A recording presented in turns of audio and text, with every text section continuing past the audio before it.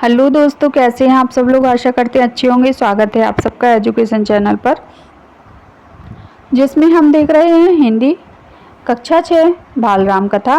Video को देखने के लिए चैनल को लाइक शेयर सब्सक्राइब कर लीजिए। तो आइए पढ़ते हैं इस वीडियो के माध्यम से आगे के पार्ट को बाल राम कथा के। पाठ है चित्रकूट में भरत। तो आइए पढ़ते हैं। चित्रकूट में भरत क्यों गए थे और उन्होंने राम को मनाने की क्या क्या कोशिश की। भरत कैकई राज में थे, अपनी ननिहाल में। अयोध्या की घटनाओं में से सर्वदा अनभिज्ञ, मतलब उन्हें कुछ भी नहीं पता था कि अयोध्या में क्या चल रहा है। लेकिन वे चिंतित थे। उन्होंने एक सपना देखा, पर उसका अर्थ पूरी तरह नहीं समझ पा रहे थे। संगी साथियों के साथ बातचीत में उन्होंने कहा, मैं नहीं जानता कि उसका अर्थ क्या है, पर सपने से मुझे डर लगने लगा है। मैंने देखा कि समुद्र सूख गया है, चंद्रमा धरती पर गिर पड़े हैं, वृक्ष सूख गए हैं, एक राक्षसी पिता को खींचकर ले जा रही है। वे रथ पर बैठे थे, रथ गधे खींच रहे थे। तो देखिए उन्हें सपने में कितना उल्टा सीधा दिखाई दिया कि कुछ ना कुछ अपशगुन जरूर हुआ है और कुछ ना कुछ जरूर बुरा घटित हो रहा है। जिस समय भरत मित्रों को अपना सपना सुना रहे थे, ठीक उसी समय अयोध्या के घुड़सवार दूत वहां पहुंचे। घुड़सवारों ने छोटा रास्ता चुना था जल्दी पहुंचने के लिए। भरत को संदेश मिला, वे तत्काल अयोध्या जाने के लिए तैयार हो गए। ननिहाल में भरत का मन नहीं लग रहा था, उचट गया था। वे अयोध्या पहुंचने के लिए उतावले थे। कैकई राज ने भरत को विदा किया 100 रथों और सेना के साथ। उन्हें घुड़सवारों से अधिक समय लगा, लंबा रास्ता पकड़ना पड़ा। सेना और रथ खेतों से होकर नहीं जा सकते थे। वे 8 दिन बाद अयोध्या पहुंचे। नदी पर्वत लांघते थके हुए और चिंतित भरत ने अयोध्या नगरी को दूर से देखा। नगर उन्हें सामान्य नहीं लगा, बदला बदला सा था। अनिष्ट की आशंका उनके मन में है और गहरी हो गई। यह मेरी अयोध्या नहीं है, क्या हो गया है इसे? उन्होंने पूछा। सड़कें सूनी हैं, बाग बगीचे उदास हैं, सब लोग कहाँ गए? वह तुमुलनाद कहाँ हैं? पक्षी भी कलरव नहीं कर रहे। इतनी चुप्पी क्यों? किसी ने भरत को प्रश्नों का उत्तर नहीं दिया।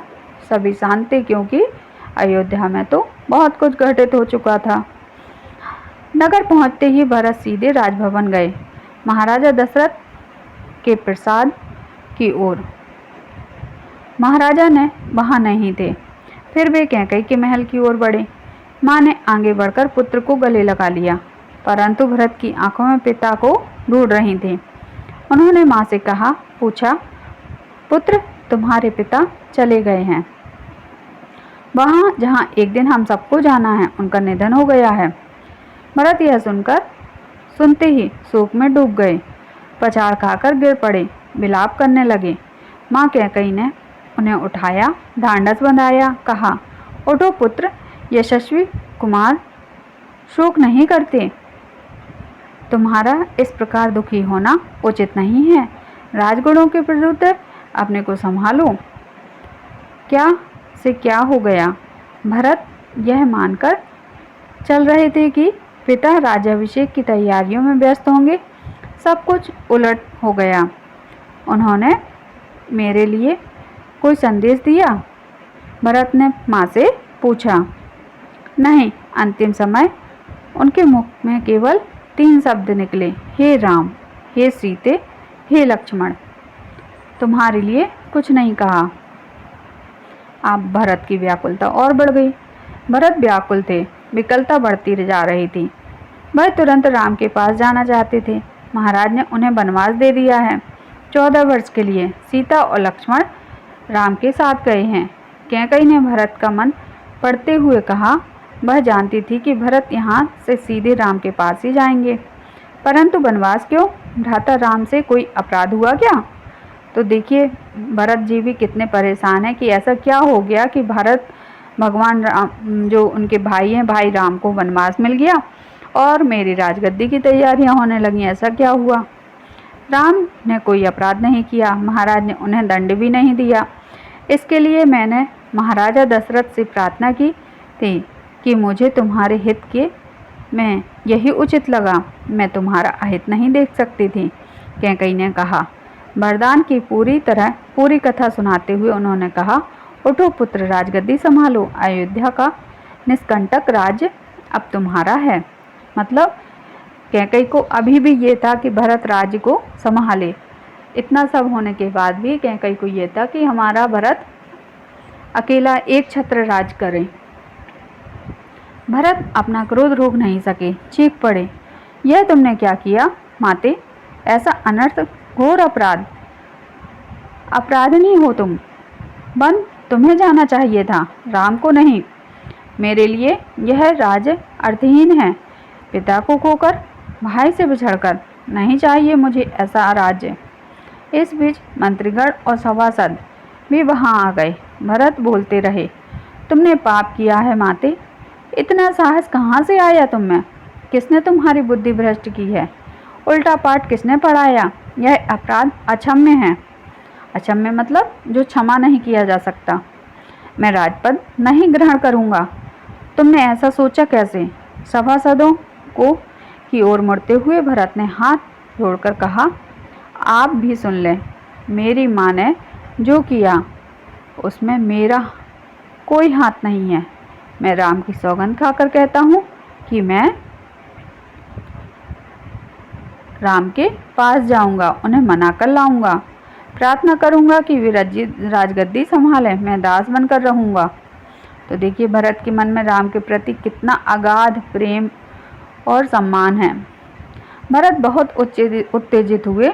उत्तेजित मतलब गुस्से में आ गए। वो स्वयं पर नियंत्रण नहीं रख सके। बोलते बोलते उनकी सांस उखड़ने लगी। वे चकराकर धरती पर गिर पड़े।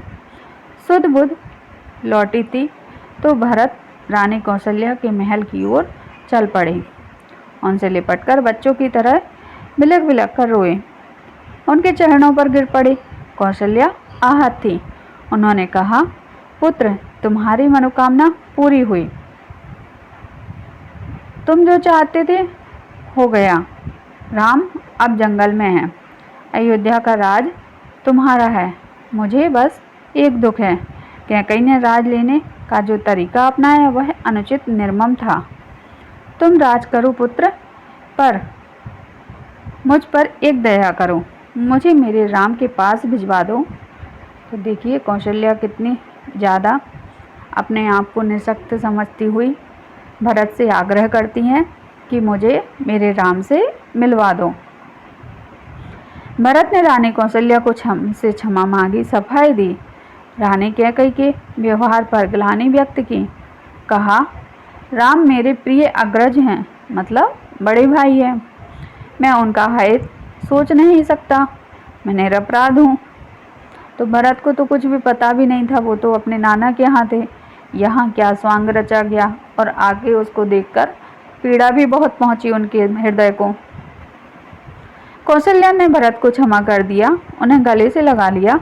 भरत सारी रात फूट फूट कर रोते रहे। तो उनको भी रात में देखो नींद नहीं आई कि हमारे भाई को वनवास हो गया और हम ये राजगद्दी संभालें। तो पहले कितनी भावनाएं प्रबल थी कि एक दूसरे का दुख सुख सब एक का है। सुबह तक शत्रुघ्न को पता चल गया कि कैकेयी के कान किसने भरे हैं। मंथरा अयोध्या के घटनाक्रम से घबरा गई, छिप गई। कुछ दिनों से उसे किसी ने नहीं देखा।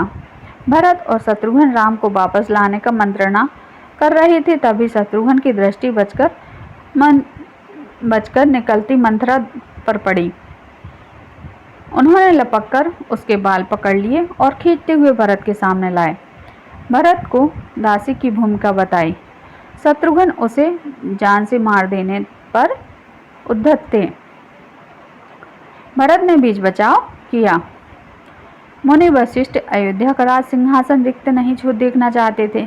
खाली सिंहासन के खतरों से वे परिचित थे। उन्होंने सभा बुलाई। भरत और शत्रुघ्न को आमंत्रित किया। भरत से कहा, वत्स, तुम राजकाज संभाल लो। पिता के निधन और बड़े भाई के वनगमन के बाद यही उचित है। भरत ने महर्षि का आग्रह अस्वीकार कर दिया। बोले, मुनिवर, यह राज्य राम का है, वही इसके अधिकारी हैं। मैं यह पाप नहीं कर सकता। हम सब बन जाएंगे, राम को वापस लाएंगे। बन जाने के लिए सभी तैयार होते हैं। भरत ने सबके मन की बात कही। सबकी इच्छा थी कि राम अयोध्या लौट कर आएं। अगली सुबह भरत सभी मंत्रियों और सभासदों के साथ वन के लिए चले। गुरु वशिष्ठ साथ थे, नगरवासी भी थे, अयोध्या की चतुरंगनी सेना भी थी। राम तब तक गंगा पार कर चित्रकूट पहुंच गए थे। वहां एक आश्रम था, महर्षि भरद्वाज का। गंगा यमुना के संगम पर राम आश्रम में नहीं रहना चाहते थे ताकि महर्षि को असुविधा ना हो। महर्षि ने उन्हें एक पहाड़ी दिखाई, सुंदर स्थान, सुरम्य दृश्य, पर्णकुटी वहीं बनाई।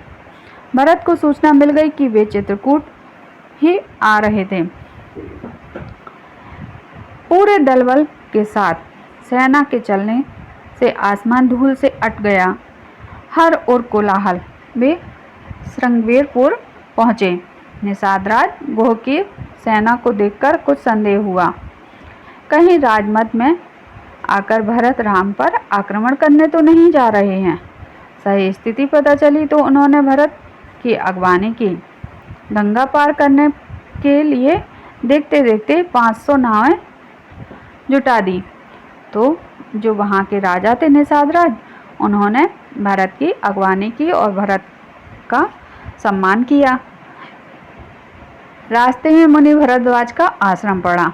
उन्होंने भरत को राम का समाचार दिया। वह मार्ग दिखाया जिधर से राम गए थे। वह पहाड़ी दिखाई जहाँ राम ने पर्णकुटी बनाई थी। अयोध्या वासियों ने रात भर रात आश्रम में ही बिताई, इस संतोष के साथ कि राम अब दूर नहीं है। आगे चलकर घना जंगल था। सेना चली तो वन में खलबली मच गई। जानवर इधर उधर भागने लगे। पक्षियों ने अपना बसेरा छोड़ दिया। छोटी छोटी वनस्पतियां सेना के पांव तले दब के कुचल गईं। बड़े वृक्ष थरथरा उठे। राम और सीता पर्णकुटी में थे। लक्ष्मण पहरा दे रहे थे। कोलाहल उन्होंने भी सुना। वे एक ऊंचे पेड़ पर चढ़ गए देखने के लिए कि क्या मामला है। तो लक्ष्मण को तो लगा कि हमारे भरत भैया हमसे युद्ध करने के लिए इतनी बड़ी सेना लेकर आ रहे हैं। और सेना के आते ही सेना के साथ ही जंगल का रास्ता जंगल का रास्ता जो खतरनाक होता है, जहाँ बहुत सारे जानवर होते हैं, उन सब में भी उछल कूद मच गई और सभी अपने अपने स्थान छोड़ने लगे कि कौन शिकारी यहाँ शिकार करने के लिए आ गया। लक्ष्मण ने देखा कि विराट सेना चली आ रही है। सेना का ध्वज जाना पहचाना था। अयोध्या की सेना थी। वे उत्तर की ओर से आगे बढ़ रहे थे। लक्ष्मण ने पेड़ से ही चीख कर कहा, भैया, भरत सेना के साथ इधर आ रहे हैं। लगता है वे हमें मार डालना चाहते हैं ताकि एक छत्र राज कर सकें। राम कुटी से बाहर आए। उन्होंने लक्ष्मण को समझाया, भरत हम पर हमला नहीं करेगा, कभी नहीं। वह हम लोगों से भेंट करने आ रहा है। राम ने कहा, भेंट के लिए सेना के साथ आने का क्या औचित्य है? दो भाइयों के मिलन में सेना का क्या काम? लक्ष्मण आश्वस्त नहीं थे।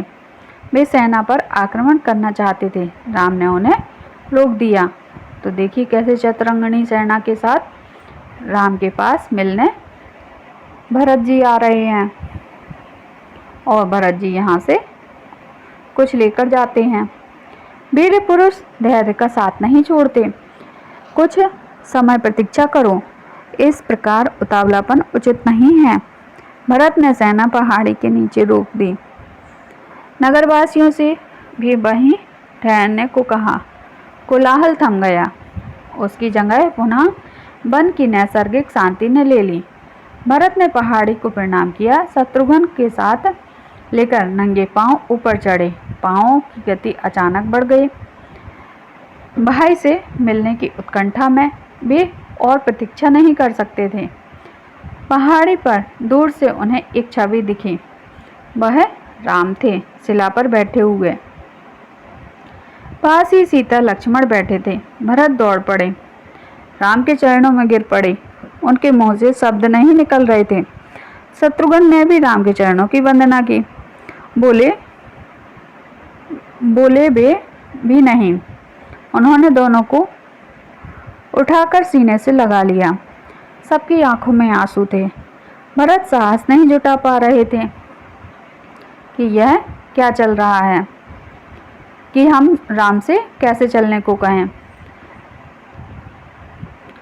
बड़े भाई को यह सूचना देने का कि पिता दशरथ नहीं रहे एक दुखद समाचार है भ्राता। बहुत कठिनाई से उन्होंने कहा, पिता दशरथ नहीं रहे। आपके आने के छठे दिन दुख में प्राण त्याग दिए। राम सन्न रह गए, शोक में डूब गए। तो देखिए, पहला तो बन जाने का दुख और दूसरा पिता के जाने का। राम को पता चला कि भरत के साथ केवल सेना ही नहीं आई है, नगरवासी भी आए हैं, गुरुजन और माता हैं, कैकई भी हैं। राम लक्ष्मण पहाड़ी से उतरे, उनसे भेंट की करने आए, सबसे स्नेह से मिले। सीता को तपस्वी के वेश में देखकर माताएं दुखी हो गईं। राम ने कैकई को प्रणाम किया। सहज भाव से कैकई मन ही मन पछता रही थी। अब पछताने से क्या होता है, सब कुछ बिगड़ चुका था। अगले दिन भरत ने राम से कहा, राजग्रहण का आग्रह किया, समझाया, विनती की कि अयोध्या लौट चलें। राम इसके लिए तैयार नहीं हुए। पिता की आज्ञा का पालन अनिवार्य है। पिता की मृत्यु के बाद मैं उनका वचन नहीं तोड़ सकता। भरत को राजकाज समझाया, कहा कि अब तुम ये गद्दी संभालो, यह पिता की आज्ञा है। राम भरत संवाद के समय मंत्री के सभासद वहां उपस्थित थे, मुनि वशिष्ठ भी। भरत बार बार राम के लौटने का आग्रह करते रहे। राम हर बार पूरी विनम्रता और दृढ़ता के साथ इसे अस्वीकार करते रहे। महर्षि वशिष्ठ ने कहा, राम रघुकुल परंपरा में राजा ज्येष्ठ पुत्र ही होता है। तुम्हें अयोध्या लौटकर अपना दायित्व निभाना चाहिए, इसी में कुल का मान है। राम ने बहुत संयत स्वर में कहा, चाहे चंद्रमा अपनी चमक छोड़ दे, सूर्य पानी की तरह ठंडा हो जाए, हिमालय शीतल ना रहे, समुद्र की मर्यादा भंग हो जाए, परंतु मैं पिता की आज्ञा से विरत नहीं हो सकता। मैं उन्हीं की आज्ञा से बनाया हूँ, उन्हीं की आज्ञा से भरत को राजगद्दी संभालनी चाहिए। राम किसी तरह लौटने को तैयार नहीं हुए। भरत के चेहरे पर निराशा के भाव थे। वे विकल हो गए राम को मनाने में। आप नहीं लौटेंगे तो मैं भी खाली हाथ नहीं जाऊंगा। आप मुझे अपने खड़ाऊ दे दें, मैं 14 वर्ष उसी की आज्ञा से राजकाज चलाऊंगा। भरत का यह आग्रह राम ने स्वीकार कर लिया, अपनी खड़ाऊ दे दी। भरत ने खड़ाऊ को माथे से लगाया और कहा, 14 वर्ष तक अयोध्या पर इन चरण पादुका का शासन रहेगा। सबको प्रणाम कर राम ने उन्हें चित्रकूट से विदा किया।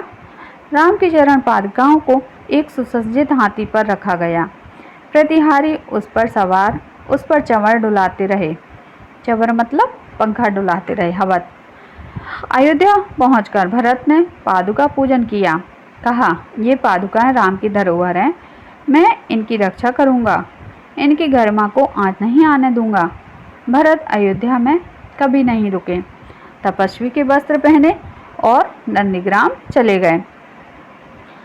जाते समय उन्होंने कहा, मेरी अब केवल एक ही इच्छा है, इन पादुकाओं को उन चरणों में देखूं जहां इन्हें होना चाहिए। मैं राम के लौटने की प्रतीक्षा करूंगा। तो यहाँ जो है राजकुमार भरत ने राजगद्दी नहीं संभाली और वो भी कहाँ चले गए, वनवास के लिए नंदीग्राम चले गए। यहाँ यह पाठ समाप्त होता है। आगे की वीडियो में आगे के पाठ के माध्यम से आगे के भाग को समझेंगे। धन्यवाद।